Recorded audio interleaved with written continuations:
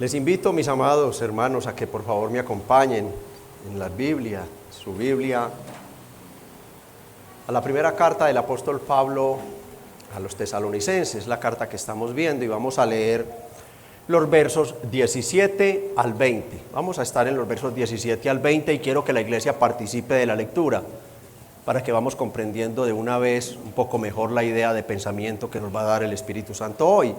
Por tal razón voy a leer el verso 17, la iglesia lee el 18 con voz audible, el pastor el 19 y todos juntos terminamos en el verso 20.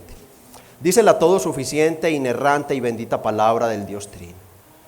Pero nosotros, hermanos, separados de vosotros por un poco de tiempo, de vista pero no de corazón, tanto más procuramos con mucho deseo ver vuestro rostro.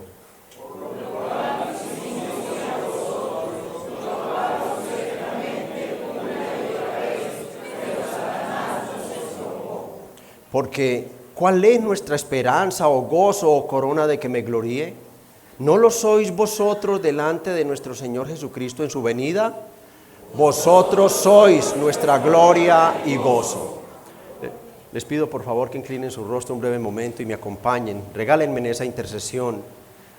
Amado Espíritu del Dios Trino, inspirador de la palabra, que estuviste con el apóstol Pablo allá en la ciudad de Corinto al momento en que Timoteo regresa de esa misión que le encomendaste con este informe maravilloso sobre esta iglesia, y tú le moviste de inmediato a expresar este sentimiento profundo de amor por sus hermanos, la angustia reflejada en estas palabras para decirles lo importante que eran para ellos. Hoy somos nosotros los necesitados de esta palabra, hoy somos nosotros, Espíritu Santo, esa iglesia que recibe tu mensaje. Por eso te pedimos, Espíritu Santo, que obres con poder en el pobre y débil predicador y en quienes escuchan.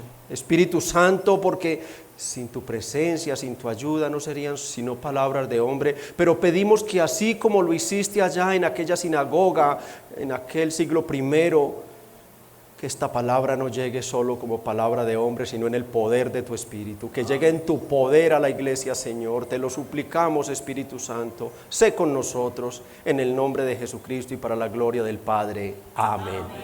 Pueden tomar asiento todos en silencio, por favor. Los celulares deben estar en un modo silencioso para no distraer a los hermanos.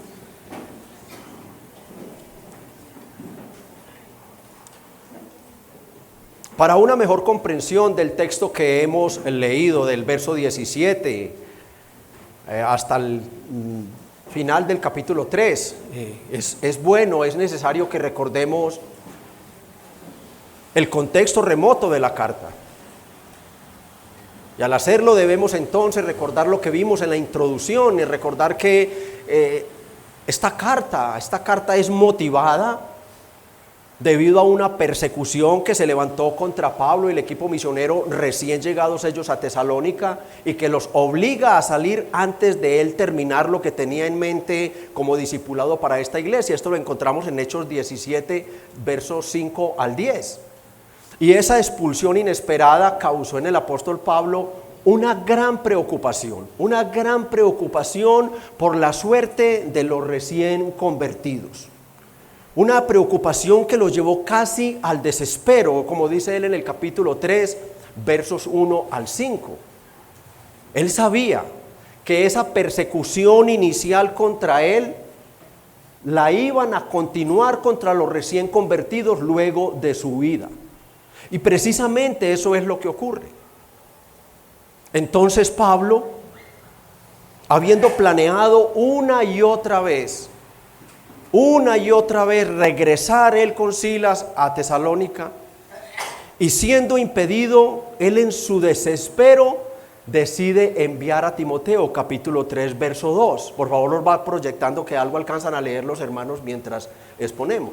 Y al regresar, Timoteo no solo le da un informe supremamente positivo de los versos 6 al 8 sobre la salud espiritual, el coraje espiritual, la valentía de estos hermanos que continuaban predicando y llenando todo el territorio de aquel mundo antiguo con el evangelio, sino que Timoteo, aunque no lo encontramos de manera explícita en la palabra, le da otra clase de informe.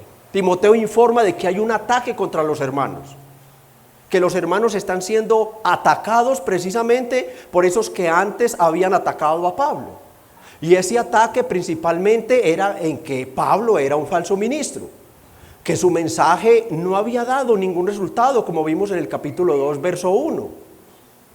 Allí Pablo responde: porque vosotros mismos sabéis, hermanos, que nuestra visita a vosotros no resultó vana. Ellos eran el resultado, ellos eran el fruto, ellos eran los que habían sido convertidos de los ídolos a Dios.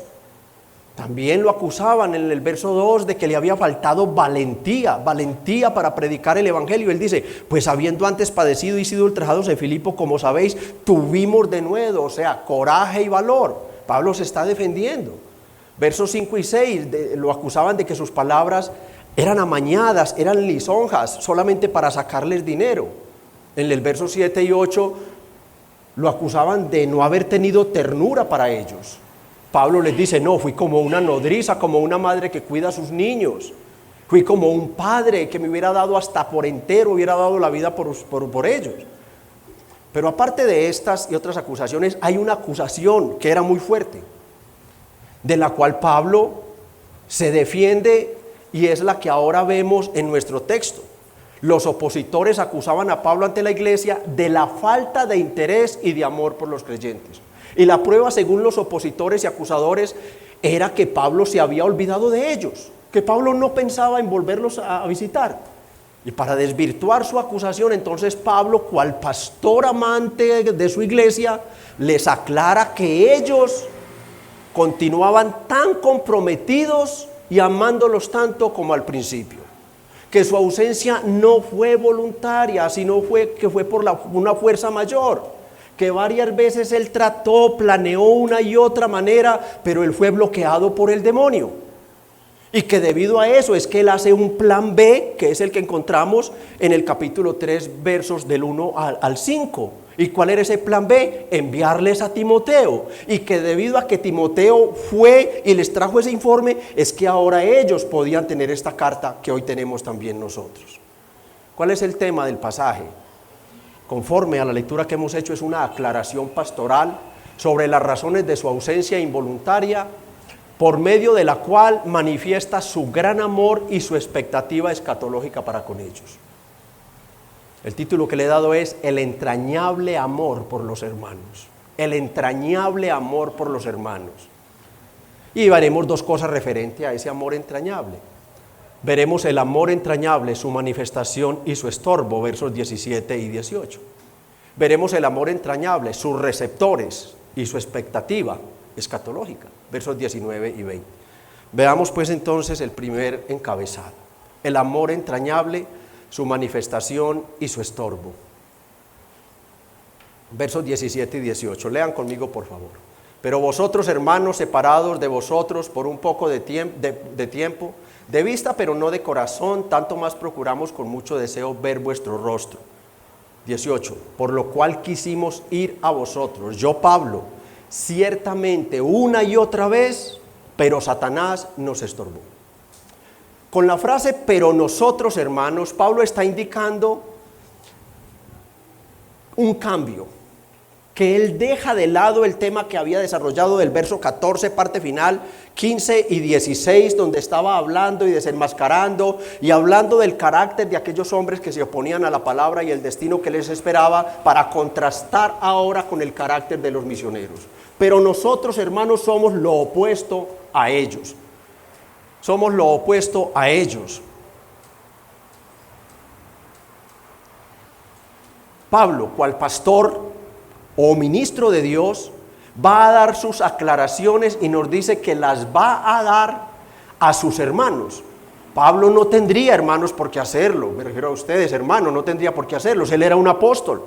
Dios conocía su corazón y sabía cuánto había perseverado por volver a ellos. Pero Pablo quiere darle paz a sus hermanos ante esas acusaciones que hacían contra él.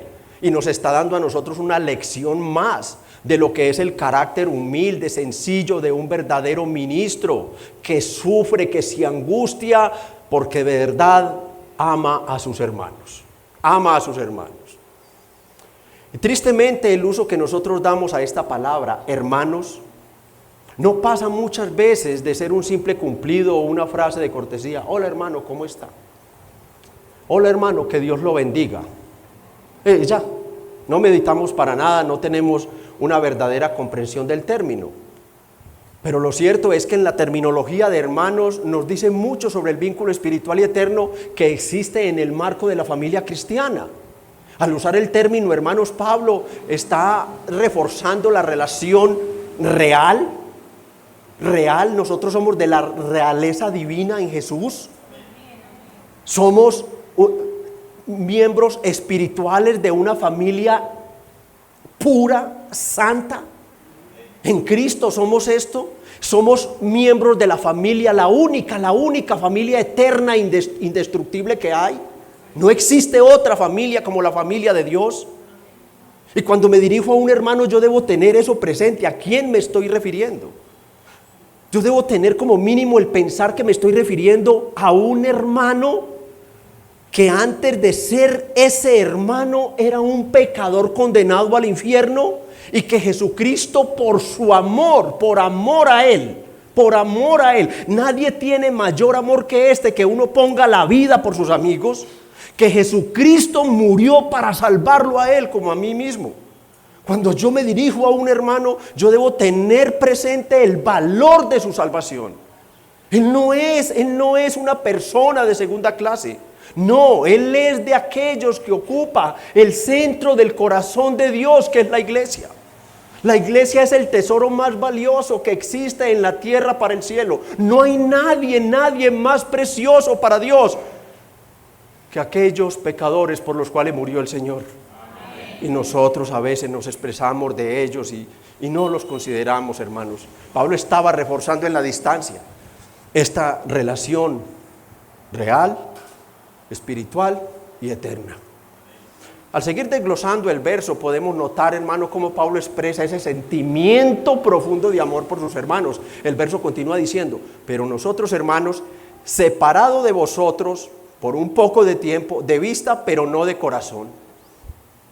Es interesante, la palabra separados en el griego se traduce como dejar huérfanos, apartar, arrancar, y transmite la idea de dejar huérfano tanto al hijo como al padre al separarlo de sus padres para ser llevado a servir en el ejército de su nación que está en guerra.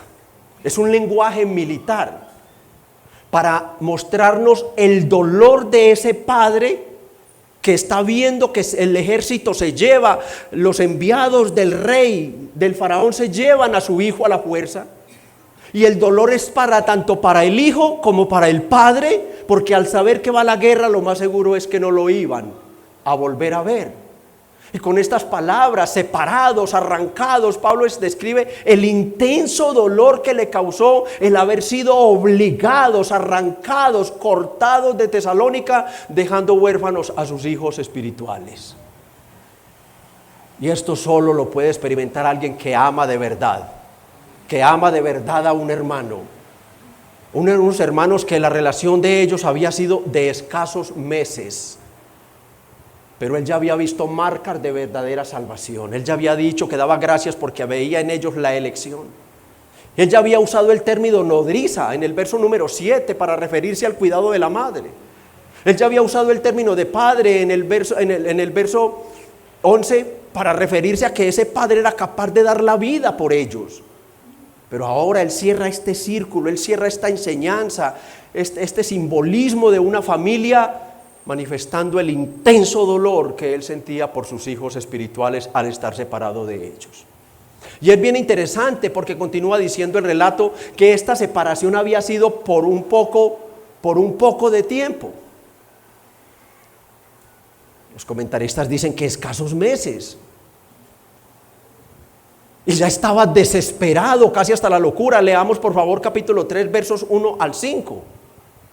Versos 1 y 5. Versos 1 y 5 del 3, por favor. Por lo cual, no pudiendo soportarlo más. Miren, esto expresa algo desesperante. Aquí hay una angustia de verdad reflejada en las palabras. Pablo descubre su corazón ante sus hermanos, no pudiendo soportarlo más. La angustia era real, el dolor era real, la preocupación era real. Aquí no hay ningún fingimiento, aquí no hay nada de hipocresía, hermanos. No pudiendo soportarlo más, entonces acordamos un plan B. ¿Cuál es ese plan B? Acordamos quedarnos solos en Atenas y enviamos a Timoteo. Ahí está el plan B. No puedo ir yo, no puedo ir con Silas. Dios soberanamente guardó a Timoteo, como vimos en la introducción, de no ser tan visible ante las autoridades. Algo pasó, algo hizo Dios, porque todo esto estaba orquestado por Dios para que fuera Timoteo luego el que, como decíamos, ese día nuestro idioma no quedara tan fichado y pudiera entrar a aquel territorio sin ese acoso, sin ese estorbo. Nuestro hermano, servidor de Dios, ahí lo está presentando, colaborador nuestro en el Evangelio de Cristo, para confirmar y exhortaros respecto a nuestra fe. O sea, el desespero era real, la angustia era real, el dolor era real, lo cual manifiesta realmente un intenso amor, un intenso sentimiento de aprecio y valor por estos hermanos. Pero nosotros, hermanos, separados de vosotros por un poco de tiempo, de vista, pero no de corazón, y el verso continúa diciendo, pero no de corazón. Con lo cual Pablo les declara que esa separación había sido solo física y geográfica, que impedía verlos con los ojos humanos, pero que en ningún sentido habían sido huérfanos o arrancados de su corazón. Y eso está hablando del amor verdadero que une al cristiano. Los cristianos deben sentir un amor verdadero, un amor que nada se compara por el amor que siento por mi esposa, por mis hijos o por nada en este mundo. Después de Cristo, los seres que yo más tengo que amar, se los he dicho una y otra vez, ¿quiénes son? Son mis hermanos. Porque aún mi familia de sangre que no ha creído, si mueren sin creer, mueren siendo enemigos de Cristo, enemigos de Dios. Y los enemigos de Cristo y los enemigos de Dios son enemigos de ¿quiénes? Es que hay que aprender a tener ese equilibrio, cómo los trato, cómo les predico, cómo los trato. Pero mientras no crean, ellos no hacen parte de mi familia verdadera. Pero hay una familia verdadera que Dios te ha dado y es esta. Mírate, míralos. Y Pablo sí lo entendía, mis hermanos. Y el Espíritu Santo quiere que nosotros lo entendamos también. No hay nada más valioso sobre la tierra que esta familia que Dios te ha dado. Fueron comprados con la sangre de Cristo. Dios no escatimonia a su propio Hijo para tenerte con Él por toda la eternidad. Es un amor obsesivo. Dios te ama, te ama, te ama. Si tú eres un verdadero creyente, tú eres amado por Dios. Con un amor entrañable. Y ese amor ha sido derramado en nuestros corazones. ¿Para qué? Para que yo no le hable a mi hermano. Para que esté murmurando de mi hermano. Para que esté quejándome de mi hermano, para que ande como un agente secreto con una lupa mirando dónde resbala mi hermano para acusarlo. No, hermanos, ese amor fue derramado en mi corazón. Es para que yo ame a la familia que Dios me ha dado. Es una familia eterna. Son preciosos para Dios, hermosos para Dios. Están cubiertos desde la corona hasta los pies con la justicia perfecta de Jesús. Por eso a la hora que partan van derechitos a la presencia del Señor. Esa es tu familia. ¿Y cómo se manifestaba este gran amor? ¿Cómo se manifestaba? La palabra clave es deseo. Un deseo ferviente por verlos, para terminar lo que Pablo sabía que les había faltado en su enseñanza, verlos y prepararlos, fundamentarlos más, pero era verlos. Creo que a los que somos casados acá nos llegó a pasar en algún momento con nuestras esposas que, nos cogía un desespero como un cólico, pues y eso no servía la llamada ni nada de eso, sino que teníamos que verla, hermanos. ¿Cómo se calma? ¿Cómo se siente? Con un fuerte y poderoso deseo. ¿Y cómo se calma? Viéndolo. Y esto era lo que pasaba en Pablo. Estaba loco por sus hermanos. Por la preocupación que tenía de que fueran a resbalar en su fe por su inmadurez. Tanto más, miren las palabras de Pablo. Tanto más, los amaba con un amor tan entrañable, tan profundo, que habiendo intentado una y otra vez ir a verlos y no poder, entonces él tanto más procuramos con mucho deseo. En vez de mermar el deseo ante los estorbos del diablo, ese deseo crecía. Ya el diablo me estorbó. Señor, bendícelos y ocúpate de ellos. No, mi hermano, no, el discipulado, como aprendimos, no consiste en eso. El discipulado es una enseñanza personal que debe impactar no solo con las palabras que transmito, sino con mi testimonio de vida. El discípulo debe quedar impactado por la personalidad de su maestro, el carácter de su maestro. La palabra procuramos en el griego se traduce como hacer todo lo posible. Y la frase mucho deseo que conecta es poner todo esfuerzo, esmerarse activamente por lograr algo. Y estando juntas, entonces nos están diciendo que Pablo estaba realmente a punto de explotar y que Pablo no había escatimado ninguna clase de esfuerzo. En su sabiduría planeaba una cosa, una estrategia, la otra, volvía y armaba y nada le salía, y volvía y oraba y volvía y planeaba de otra manera. Ver a sus hermanos, su corazón ardía y ese fuego solo se podía apagar si los veía. Era un fuego tan profundo que vean el verso 18 conmigo, por favor. Por lo cual quisimos ir a vosotros, yo Pablo, ciertamente, una y otra vez. El deseo solo podía calmarse, vuelvo y lo digo, viéndolos, hermano. Pablo tal vez, hermanos, al ser apóstol y líder del equipo y el más acusado de ellos, entonces dice yo Pablo. Él pasa del plural, nosotros, a un singular personal, para poner él su cara, para decirles, vean mi corazón, yo estoy sufriendo por ustedes, yo Pablo, el líder del equipo, una y otra vez lo intenté, busqué la manera de volver a verlo. Y como podían preguntarse, bueno, si tan loco estabas por venir a nosotros y estabas tan desesperado, entonces Pablo, suéltala pues, ¿qué era lo que estaba pasando? Entonces Pablo le da a su audiencia la razón por la cual no había sido posible volver a ellos. Él les dice explícitamente, pero Satanás nos estorbó.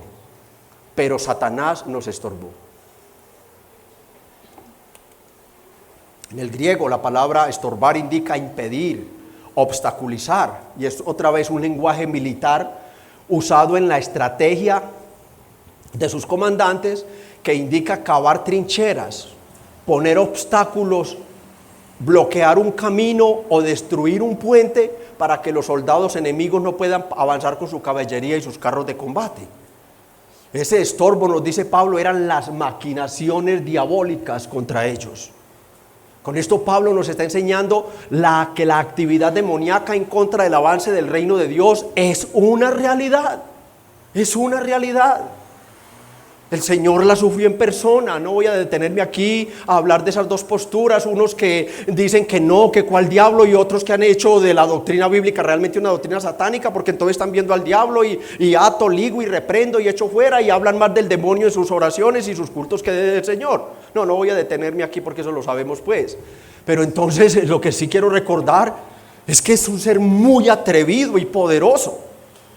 O sea, no respetó ni al Señor Jesucristo,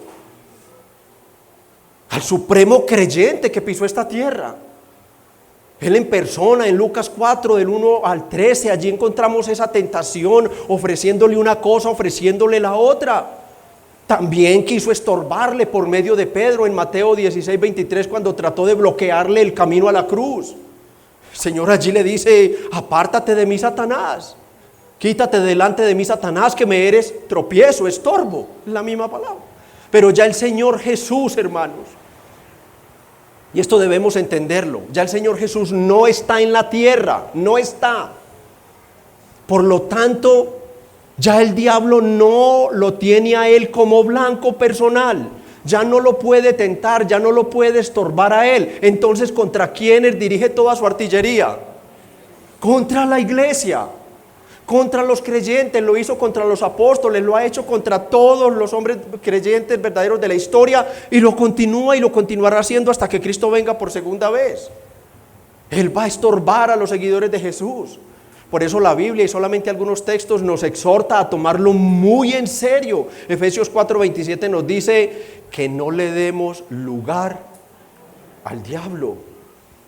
Efesios 6:10 al 18 nos dice que usemos toda la artillería, O sea, la armadura, los medios de gracia de Dios para poder resistir sus ataques. Por lo demás, hermanos míos, fortaleceos en el Señor y en el poder de su fuerza.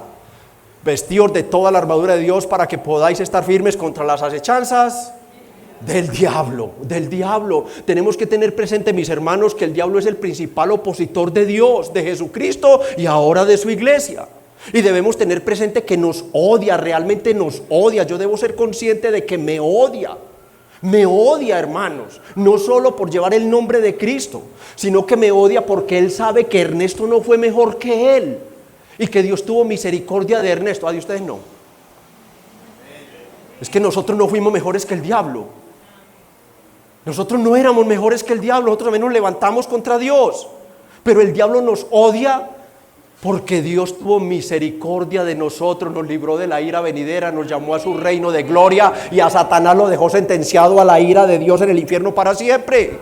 Nos odia por eso, ha incrementado el nivel de su odio por nosotros. Primera de Pedro 5:8 nos llama la atención diciéndonos que no demos oportunidad al diablo porque como león rugiente anda alrededor buscando a quien devorar. Gracias a Dios que Él no es el león, Él es como león, porque nuestro único, verdadero y legítimo león es el león rugiente de la tribu de Judá, es el Señor Jesucristo. Él es, pero como Él es un imitador tremendo, nada le cuesta disfrazarse de Jesús, disfrazarse de un buen hombre, de un buen predicador, de un buen pastor. A Él nada le cuesta eso, Él es el amo del disfraz. Santiago 4:7 nos promete, hermanos, que si nosotros resistimos al diablo, Él huirá de nosotros. Pero esto es para los creyentes valientes, esto no es para los malos creyentes. Los malos creyentes viven siendo usados por el diablo.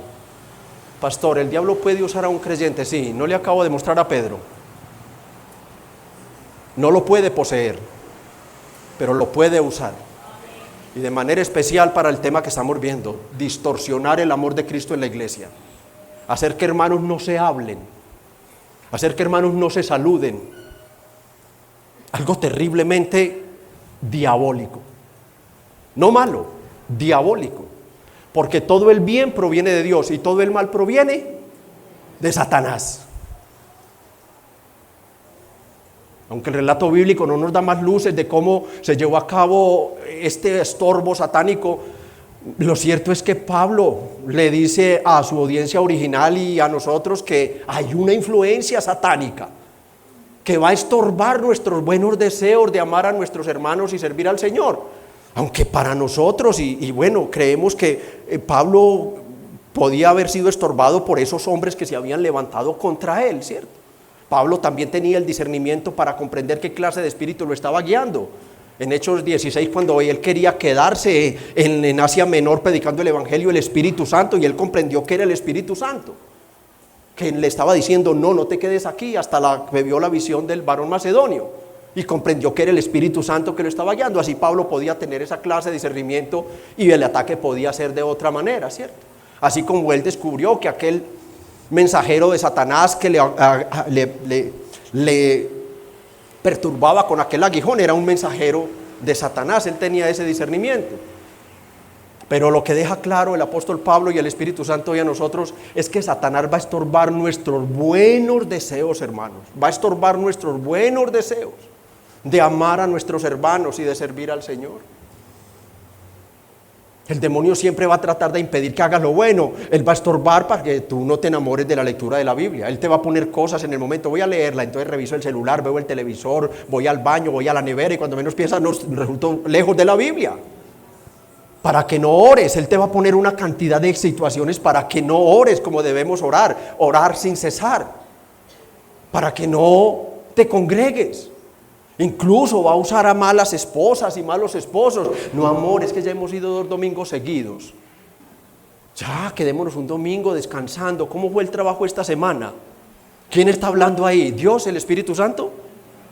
El demonio. El demonio, porque Dios te dice es no dejando de congregarse. Para que no abandones un pecado. No, es que todos tenemos luchas.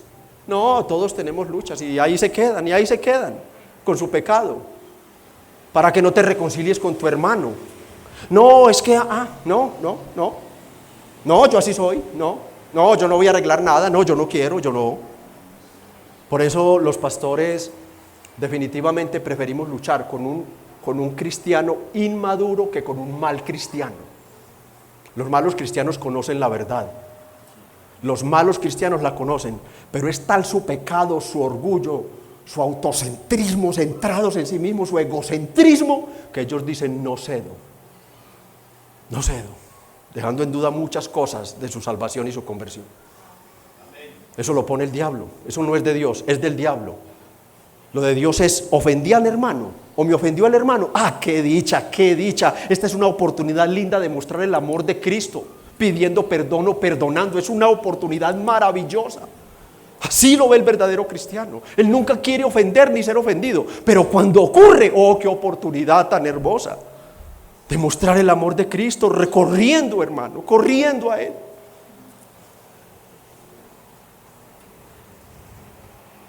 Para que no prediques de Cristo. No, es que esos son elegidos. No, es que de pronto ahí me pega. Y una cantidad de cosas. Es verdad que hay que ser sabios y hay ocasiones donde no vamos a predicar el evangelio. Un equipo de sonido a todo taco, personas drogadas, borrachas o que están metidos en ese diálogo. Ellos sí les habla, por favor me regalan un minuto, y ellos siguen ahí. Pues no le echen las perlas a los cerdos, siga su camino. Pero no aceptemos las excusas que sabemos nosotros vienen del diablo, no las aceptemos porque son estorbos para el avance del reino. Estorba para que no ayudes con tu economía. No, es que es mi plata, es mi finca, es mi casa, es mi empresa. No, que la dé, que dé para el avance del reino. No solo tu dinero es de Dios, tú también eres de Dios. Pero de manera especial pondrá estorbos para que no amemos a los hermanos, vuelvo y lo digo. Ese es, hermanos. El Señor sabía de todo eso y por eso nos ordenó muchas veces, pero solamente Juan 15:17. Esto os mando, que os améis unos a otros. Así que esta sea la oportunidad, hermanos, si hay alguien acá enemistado con un hermano. De por sí ya conocen mi carácter, ya saben mi posición, que no permitiré que dos hermanos no se hablen, ¿cierto? Porque si hablo con ellos y persiste en eso, pues primero se tiene que ir uno y luego el otro. Porque no voy a dejar una mala posición, no voy a dejar una infección a que me destruya lo que harto ha hecho el Señor en bello. Entonces, hermano, que esta sea la oportunidad de humillar tu corazón. Recuerda que el pecado nos lleva a desconocer la montaña de pecado que Dios me perdonó, que Cristo me perdonó, sin chistar, sin reclamar nada. El pecado me lleva a ignorar esa montaña de pecado y a ver un granito de arena, que es una molécula, es algo tan pequeño en mi hermano para dejar de hablarle o acusarlo. Y me olvido de lo que Él hizo por mí. El Señor Jesucristo, refiriéndose a ese tema, Él le dijo, miren, hagan lo siguiente. Antes de hacer eso con su hermano, antes de ver esa pavesa en el ojo del otro hermano, usted considere la viga, el tronco que usted tiene en su ojo. Usted considérelo. Y el buen cristiano ni tiene que pensarlo dos veces, ¡pum!, de una corre y se reconcilia con su hermano. Que esta sea pues la enseñanza. Si hacen esto, quedaré muy agradecido con el Señor, porque habrá hecho su efecto la palabra. Reconciliaos unos con otros, hermanos, porque no sabemos en qué momento llegará el Señor o te llamará a su reino. Y qué terrible partir a la eternidad indispuesto con un hermano por cualquier insignificancia, o por cualquier pecado. Hermanos, pero Pablo sabía, y hoy nosotros también, que las maquinaciones de Satanás eran y son usadas por Dios para su gloria y el mismo avance del reino. ¿Cuántos dicen amén? Sí, hermanos. Y la prueba la tenemos nosotros aquí, en esta preciosa carta que estamos leyendo. Pues yo me gocé realmente preparando este mensaje, pensando en esto, porque si Satanás no hubiera estorbado a Pablo, Pablo no hubiera tenido que salir expulsado de Tesalónica. Esos hombres malos, opositores, no se hubieran levantado contra los hermanos. Pablo no hubiera entrado en tremenda angustia. Pablo no se hubiera visto obligado a que Timoteo fuera y fueran sus ojos en la iglesia. Timoteo no hubiera regresado con tremendo informe y Pablo no hubiera reaccionado escribiendo esta bendita carta. Y entonces nosotros nos hubiéramos perdido de todas estas santas y benditas verdades teológicas que hemos estado viendo, y de manera especial donde hemos estado viendo el verdadero carácter de un ministro de la palabra de Dios. ¿Se dan cuenta? Que el diablo no es más que una herramienta en las manos de Dios para nuestro bien. El diablo no es más, hermano, que un instrumento en las manos de Dios. Qué grande y poderoso es nuestro Dios. Alabanzas a su nombre, mis hermanos. Todo lo que hace Satanás está no solo permitido dentro de la voluntad de Dios, sino además controlado por Dios. Solamente como lectura, me quise ir a Daniel, pero se me hacía muy largo, entonces tomé solamente Job 1:12 y 2:6 para que veamos. Y dijo Jehová a Satanás: he aquí todo lo que tiene está en tu mano, pero miren, solamente no pongas tu mano sobre él. El 12 del 2, el 6. Y Jehová dijo a Satanás: he aquí, él está en tus manos, mas guarda. No, hermano, no, él no puede ir más allá de lo que Dios le ha ordenado, iglesia. Él no puede ir más allá. Y esto, mis hermanos, esto es muy bueno para nosotros. ¿Por qué, hermanos? Porque allí está nuestra seguridad, allí está nuestro consuelo, nuestra esperanza. Todo cuanto hace Satanás en contra de la iglesia está no solo decretado, no solo controlado, sino que está encaminado por Dios para su santa gloria y el bien de la iglesia. El mal que hace Satanás, Dios lo encamina para nuestro bien y el de su reino. Hermanos, habiendo visto entonces la manifestación entrañable, el deseo por volver a ver a sus hermanos y los estorbos puestos por Satanás, veamos ahora en segundo lugar el amor entrañable, sus receptores y su expectativa escatológica. Versos 19 y 20. Porque ¿cuál es nuestra esperanza o gozo o corona que me gloríe? ¿No lo sois vosotros delante de nuestro Señor Jesucristo en su venida? Verso 20, vosotros sois nuestra gloria y gozo. Pablo, cual pastor amante, abre su corazón y por medio de dos preguntas retóricas les declara lo que siempre habían significado para él los creyentes y las expectativas escatológicas que tenía para ellos. Y Pablo usa tres términos: esperanza, gozo y corona, para indicarles cuánto valor personal tenían los creyentes para él. Y el primero de esos términos es esperanza. Veamos brevemente. Aunque la gran esperanza de nuestra vida es cual, como cantábamos hoy, es la salvación que se nos ha asegurado en Cristo. Romanos 8:1, ahora pues ninguna condenación hay para los que están en Cristo, ninguna. Debemos decir que no es a esa esperanza a la que se refiere Pablo. No. ¿Por qué? Porque él está apuntando directamente a los receptores de su amor, a los receptores de su mensaje, que son los tesalonicenses. Él les dice dos veces en el verso 19, no lo sois vosotros, y en el verso 20, vosotros sois.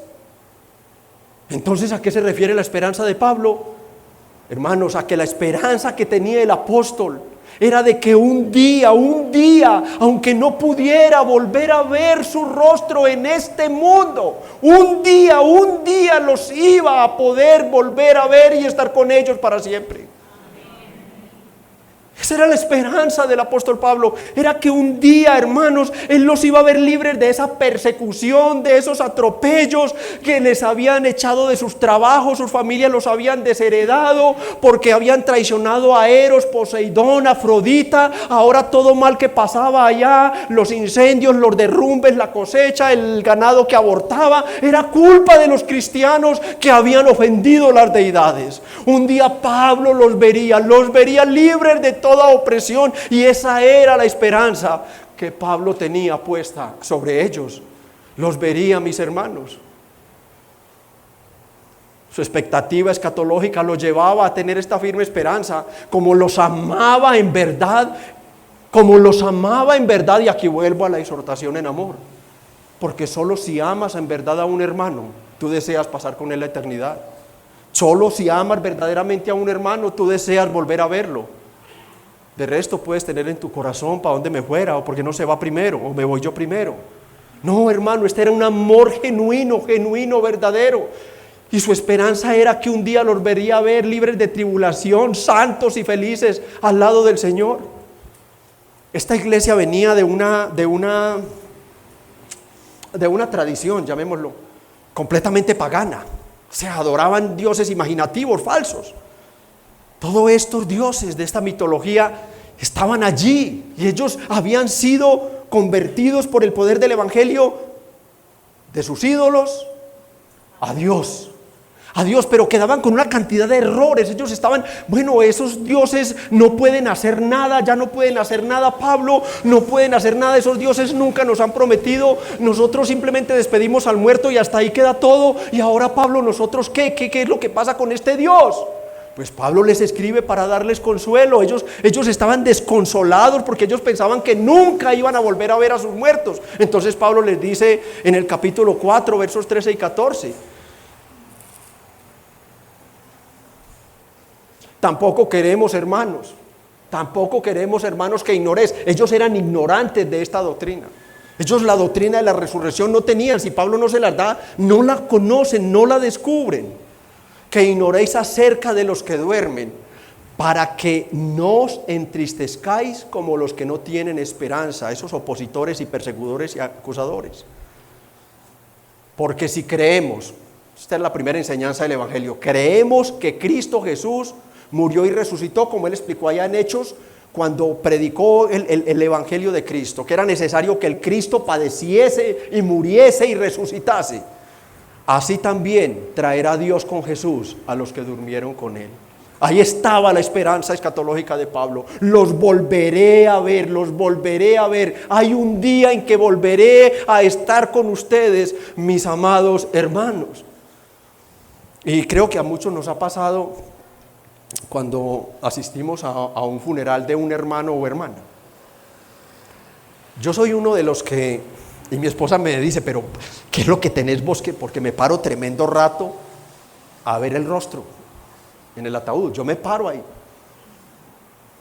Y o sea, es innegable que hay un poco de un sentimiento, porque no lo voy a volver a ver, pero yo me entretengo mirando el rostro, porque inmediatamente yo conecto con la plenitud del rostro que voy a ver cuando lo vea resucitado. Yo conecto inmediatamente es con lo que voy a encontrarme.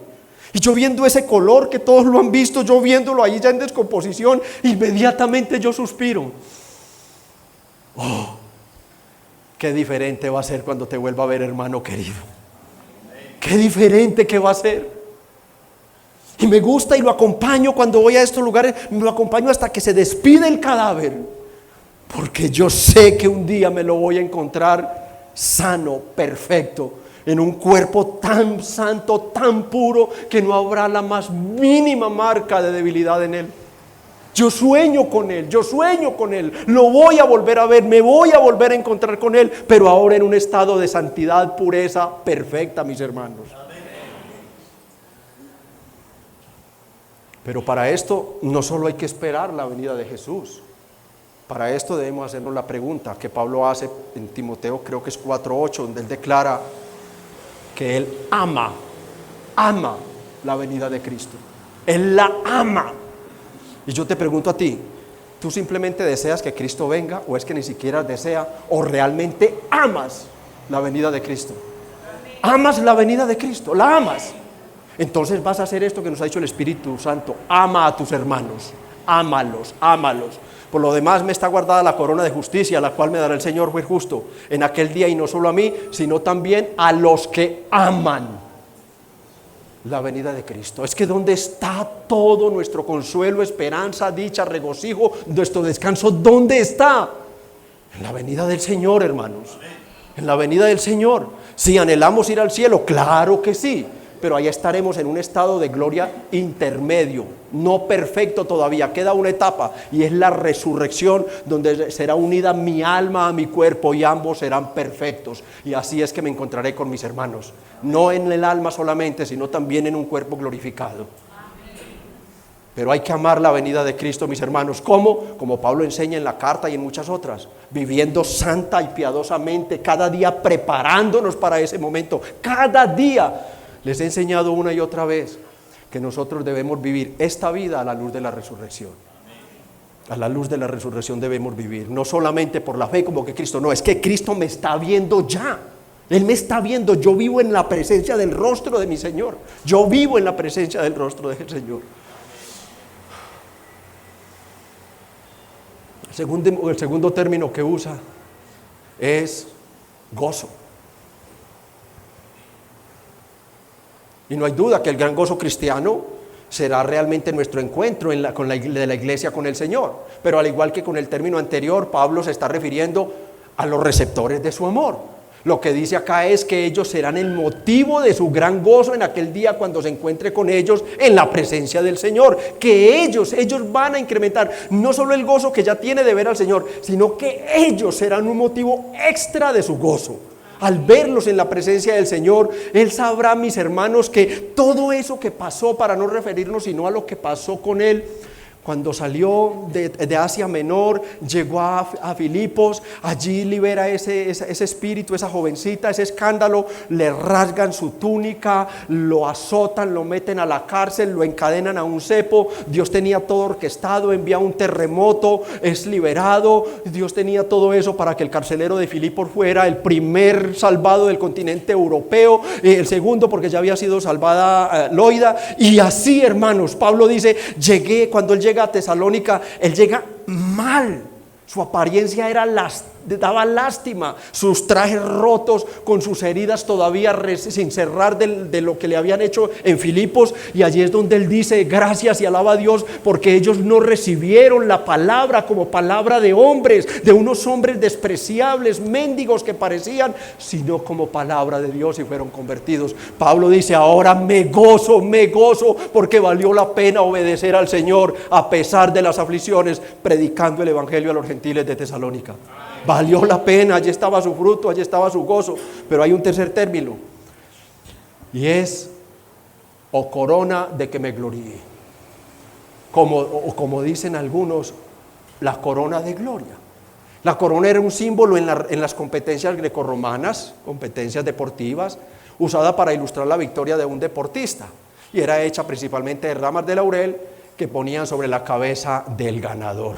Pablo usa acá este símbolo para manifestar que los creyentes serían su galardón, serían como esa corona para él, que les produciría tanta dicha que él se sentiría el vencedor, que él se sentiría el triunfador. Ellos serían la prueba, hermanos, la prueba de que su esfuerzo, de que su correr, de que su carrera no había sido en vana. Y él allí entonces manifiesta esperanza, gozo y una gran alegría de victoria al ver a sus hermanos. Hechos 17, del 1 al 4 dice que valió la pena cuando en aquella ocasión allá realmente pasó eso. Pasó eso allá en la llegada y la predicación que uso. Y el verso 4, vean el fruto que dio. Algunos de ellos creyeron y se juntaron con Pablo y con Silas, y de los griegos piadosos gran número, y mujeres nobles no pocas. Estos eran los que Pablo estaba seguro escatológicamente que iba a volver a ver, aunque no los volviera a ver humanamente. Estos serían, hermano, estos.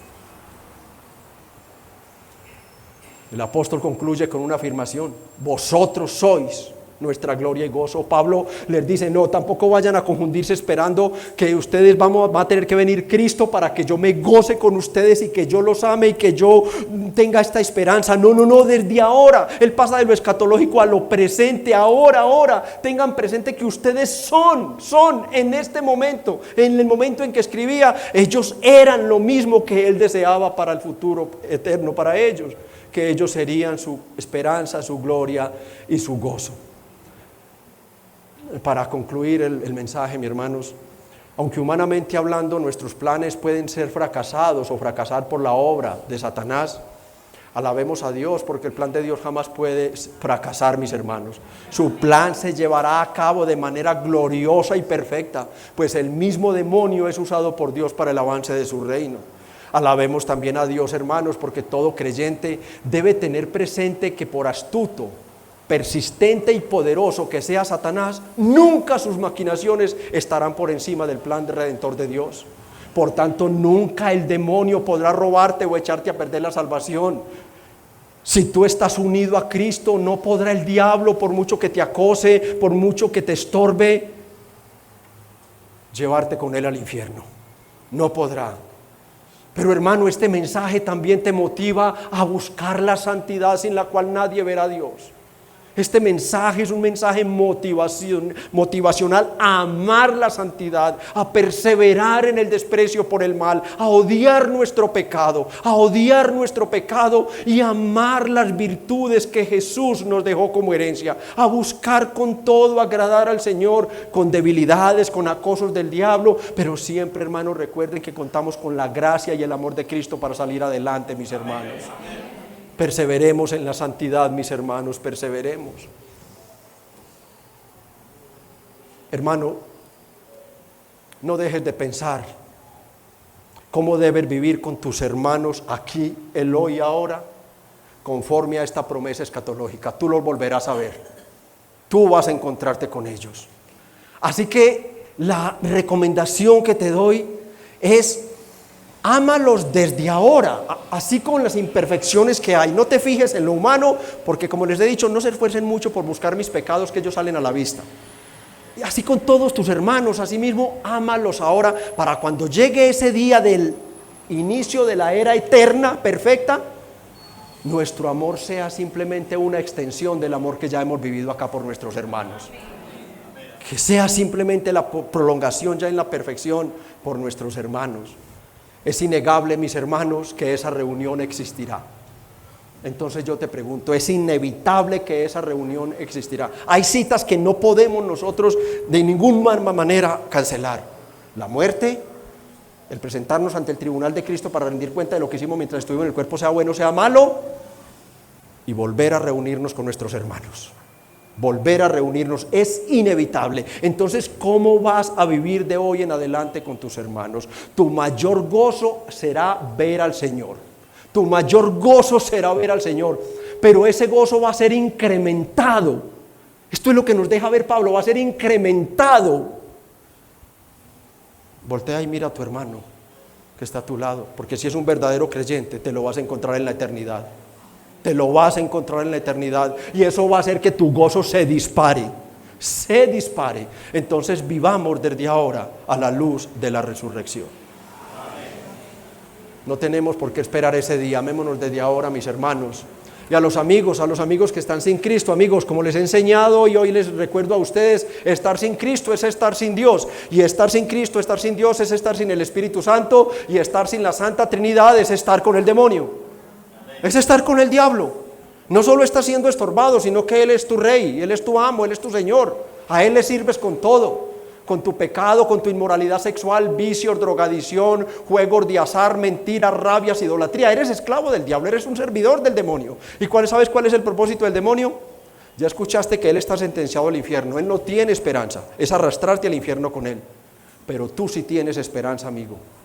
Y la esperanza tiene nombre propio, se llama Jesucristo. Ven a Jesucristo, que Él lo derrotó en la tentación, Él lo derrotó en la cruz, Él se levantó victorioso de la muerte y Satanás está sentenciado al infierno. Ven a Cristo y serás salvo de la ira venidera y podrás llamar a estos santos: hola, mi hermano querido, que el Señor te bendiga. Acompáñeme por favor en una corta oración de gratitud.